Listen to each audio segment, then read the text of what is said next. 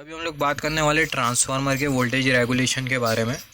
तो यहाँ पर ये वोल्टेज रेगुलेशन का मतलब क्या होता है। Voltage regulation is defined as change in secondary voltage में जो चेंज होगा जब हम लोग ट्रांसफार्मर को नो लोड कंडीशन से फुल लोड कंडीशन पर लेके जाएंगे, तो ऐसे केस में सेकेंडरी वोल्टेज में जो चेंज होगा उसी को हम लोग बेसिकली बोलते हैं voltage regulation. Voltage regulation is defined as change in secondary voltage. Secondary terminal voltage में जो चेंज होगा नो लोड कंडीशन से फुल लोड कंडीशन तक, उसी को ही हम लोग बेसिकली बोलते हैं वोल्टेज रेगुलेशन। तो यहाँ पर अभी अगर हम लोग देखें voltage regulation can also be voltage regulation जो वोल्टेज रेगुलेशन है, voltage regulation can be defined इधर in terms of no load और इन फुल लोड कंडीशन। तो वोल्टेज रेगुलेशन को हम लोग या तो नो लोड और फुल लोड जो नो लोड या फिर फुल लोड के टर्म में हम लोग डिफाइन कर सकते हैं। तो क्या इसका मतलब बात करेंगे, तो यहाँ से हमने ये समझा कि जो वोल्टेज रेगुलेशन है वो कुछ नहीं है। जब हम लोग ट्रांसफार्मर को नो लोड कंडीशन से फुल लोड कंडीशन पर लेके जाते हैं तो ओवरऑल प्रोसेस में जो सेकेंडरी वोल्टेज में जो चेंज होता है उसी को हम लोग बेसिकली बोलते हैं वोल्टेज रेगुलेशन। तो वोल्टेज रेगुलेशन के लिए हमारे पास ये वाला फॉर्मूला है, voltage regulation is equal to terminal voltage at no load minus terminal voltage at full load, और डिनोमिनेटर में हमने कंसिडर किया नो लोड, राइट। तो यहाँ पर अगर हम लोग देखें वोल्टेज रेगुलेशन को हमने डिफाइन किया in terms of no load. Similarly voltage regulation को हम लोग फुल लोड के टर्म्स में भी डिफाइन कर सकते हैं। Voltage regulation is equal to terminal voltage at no load minus terminal voltage at full load, और डिनोमिनेटर में फुल लोड, जो कि हमें ये सेकंड वाला स्टेटमेंट बोल रहा है, राइट। तो वोल्टेज रेगुलेशन को ये बेसिकली मैथमेटिकल रिलेशन होता है वोल्टेज रेगुलेशन के लिए। यहाँ पर अभी अगर हम लोग देखें यहाँ पर जो नो लोड कंडीशन, यहाँ पर अगर हम लोग देखें जो नो लोड कंडीशन है उसको हम लोग शो कर सकते हैं V1 डैश से, और जो फुल लोड कंडीशन है, जो फुल लोड कंडीशन है उसको हम लोग शो कर सकते हैं V2 से। तो हम लोग ऐसा भी लिख सकते हैं voltage regulation is equal to V1 dash minus V2, और डिनोमिनेटर में यहाँ पर अगर हम लोग देखें यहाँ पर हमने कंसिडर कर लिया V1 डैश।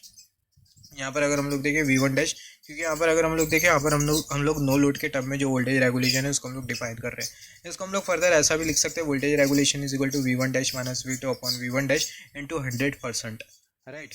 सिमिलरली अगर हम लोग देखें यहाँ पर हमने जैसे कि हमने बात किया, यहाँ पर अभी अगर हम लोग देखें जैसे कि हमने यहाँ पर बात किया, यहाँ पर हमने वोल्टेज रेगुलेशन को नो लोड के टर्म में डिफाइन किया क्योंकि डिनोमिनेटर में नो लोड वोल्टेज अपीयर कर रहा है जो कि V1 dash. Similarly full load voltage के रेस्पेक्ट में भी, मतलब डिनोमिनेटर में V2 को कंसिडर करते हुए भी हम लोग वोल्टेज रेगुलेशन को डिफाइन कर सकते हैं। तो ऐसे केस में वोल्टेज रेगुलेशन हो जाएगा no load voltage minus full load voltage, और डिनोमिनेटर में full load voltage into V2। Denominator में जो टर्म है उसको हम लोग यहाँ पर मल्टीप्लाई करेंगे। डिनोमिनेटर में यहाँ पर V2 है तो यहाँ पर हमने V2 को मल्टीप्लाई किया, राइट। तो यहाँ पर हमें वोल्टेज रेगुलेशन के लिए रिलेशन मिला फुल लोड के लिए। इसको हम लोग ऐसा भी लिख सकते हैं V1 dash minus V2 upon V2 into 100%। तो यहाँ पर ये वाला जो रिलेशन है बहुत इंपॉर्टेंट है, ये हम लोग most of the cases consider करते हैं, right. No load voltage minus full load voltage, और डिनोमिनेटर में फुल लोड वोल्टेज, अगर फुल लोड वोल्टेज के टर्म्स में वोल्टेज रेगुलेशन को डिफाइन कर रहे हैं तो इंटू 100%। यहाँ पर अभी अगर हम लोग देखें आइडियली जो वोल्टेज रेगुलेशन होता है ट्रांसफार्मर का वो कैसा होना चाहिए, जीरो होना चाहिए। Ideally voltage regulation of transformer should be zero, but practically voltage regulation should be low as much as possible.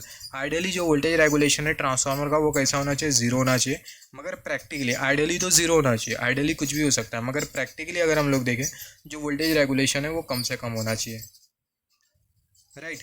तो यहाँ पर अभी अगर हम लोग देखें condition for zero voltage regulation, maximum voltage regulation के बारे में बात कर लेते हैं। तो यहाँ पर बात करते हैं सबसे पहला condition for zero voltage regulation. तो tan phi is equal to R upon X, ये बेसिकली कंडीशन है जीरो वोल्टेज रेगुलेशन के लिए। Condition for zero voltage regulation tan phi is equal to R upon X, जिसको हम लोग लिख सकते हैं percentage R upon percentage X. Zero voltage regulation condition occur at leading power factor, ये बहुत इंपॉर्टेंट है। जो जीरो वोल्टेज रेगुलेशन की जो कंडीशन है वो लीडिंग पावर फैक्टर पर ऑपरेट होती है। लीडिंग पावर फैक्टर पर हमें जीरो वोल्टेज रेगुलेशन की कंडीशन मिलती है। यहाँ पर अगर हम लोग देखें वोल्टेज जीरो वोल्टेज रेगुलेशन की कंडीशन के लिए हमारे पास ये वाला रिलेशन है tan phi is equal to R upon X, जिसको हम लोग लिख सकते हैं percentage R upon percentage X. इसको हम लोग कैसा याद रखें, जीरो में अगर हम लोग देखें यहाँ पर हमें R दिखाई दे रहा है, तो यहाँ पर ये न्यूमरेटर में R और यहाँ पर ये एक्स, तो परसेंटेज R अपॉन ये परसेंटेज एक्स, राइट। और यहाँ पर जीरो वोल्टेज रेगुलेशन की कंडीशन हमें कौन से पावर फैक्टर पर मिलती है, लीडिंग पावर फैक्टर पर, बहुत इंपॉर्टेंट है।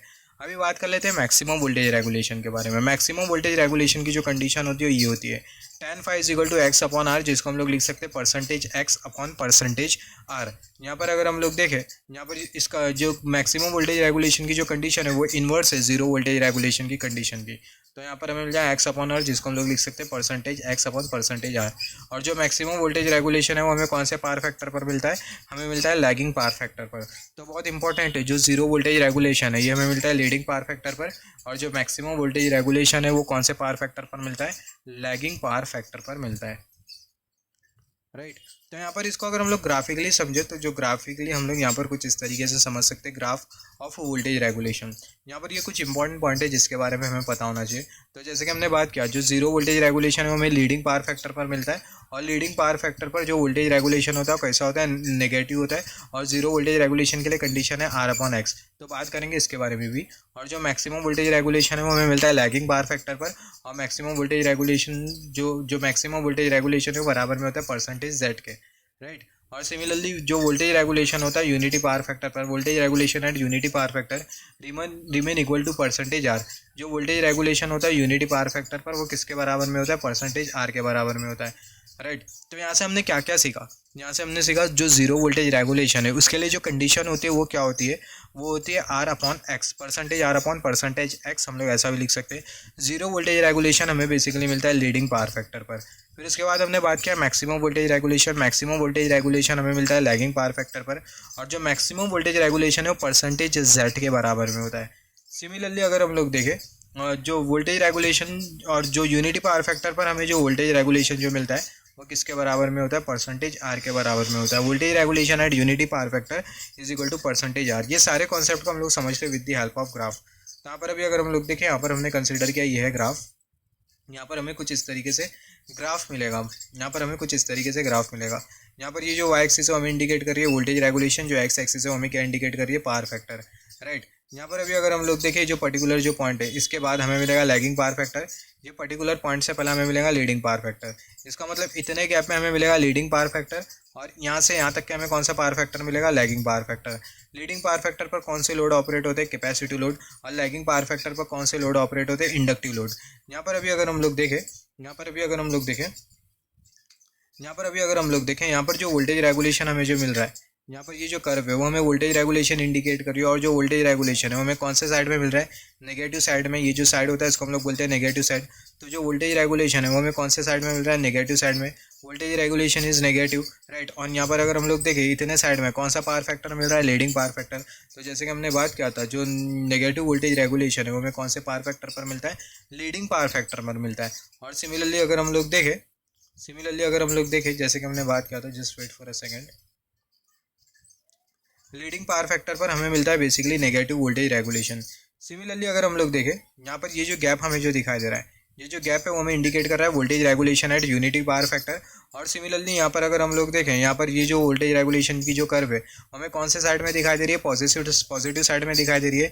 और यहाँ पर मैक्सिमम वोल्टेज रेगुलेशन, तो राइट, तो जो मैक्सिमम वोल्टेज रेगुलेशन है वो हमें पॉजिटिव साइड में मिलता है, और जो मैक्सिमम वोल्टेज रेगुलेशन है वो कौन से पावर फैक्टर पर मिलता है, हमें लैगिंग पावर फैक्टर पर मिलता है। यहाँ पर अभी अगर हम लोग देखें, यहाँ पर ये लैगिंग पावर फैक्टर, यहाँ पर हमें इतनी कर्व को नोटिस करना है, ये वाली कर्व, और यहाँ पर ये वाली कर्व। यहाँ पर ये वाली जो कर्व है वो हमें इंडिकेट कर रही है मैक्सिमम वोल्टेज रेगुलेशन। ये पर्टिकुलर पॉइंट हमें इंडिकेट करेगा मैक्सिमम वोल्टेज रेगुलेशन। तो मैक्सिमम वोल्टेज रेगुलेशन हमें कौन से पावर फैक्टर पर मिल रहा है, लैगिंग पावर फैक्टर पर। लैगिंग पावर फैक्टर पर कौन से लोड ऑपरेट होते हैं, इंडक्टिव लोड। सिमिलरली अगर हम लोग देखें यहाँ पर ये नेगेटिव वोल्टेज रेगुलेशन, हमें कौन से पावर फैक्टर पर मिल रहा है, लीडिंग पावर फैक्टर। और लीडिंग पावर फैक्टर पर कौन से लोड ऑपरेट होते हैं, कैपेसिटिव लोड ऑपरेट होते हैं, राइट, जैसे कि हमने बात किया था। और यहाँ पर अगर हम लोग देखें यहाँ से लेकर यहाँ तक के हमें जो पावर फैक्टर जो मिलता है, जैसे कि हमने बात किया था, यहाँ से लेकर यहाँ तक के जो पावर फैक्टर होता है, और यहाँ से यहाँ तक के हमें जो पावर फैक्टर जो मिलता है वो हमें बेसिकली मिलता है यूनिटी पावर फैक्टर। और यहाँ से यहाँ तक के जो वोल्टेज रेगुलेशन होता है उसको हम लोग बोलते हैं voltage regulation at unity power factor, right. तो ये जो वोल्टेज रेगुलेशन का जो कॉन्सेप्ट है इसमें हमें मैक्सिमम वोल्टेज रेगुलेशन की कंडीशन हमें पता होना चाहिए। जीरो वोल्टेज रेगुलेशन की कंडीशन जो कि tan phi R/Z होती है। मैक्सिमम वोल्टेज रेगुलेशन की कंडीशन जो कि बराबर में होती है tan phi Z/R के, राइट। जैसे कि हमने बात किया था मैक्सिमम वोल्टेज रेगुलेशन की जो कंडीशन होती है वो क्या होती है, मैक्सिमम वोल्टेज रेगुलेशन की कंडीशन tan phi X/R होती है। और जो जीरो वोल्टेज रेगुलेशन है उसकी जो कंडीशन है वो क्या होती है, वो R/X होती है।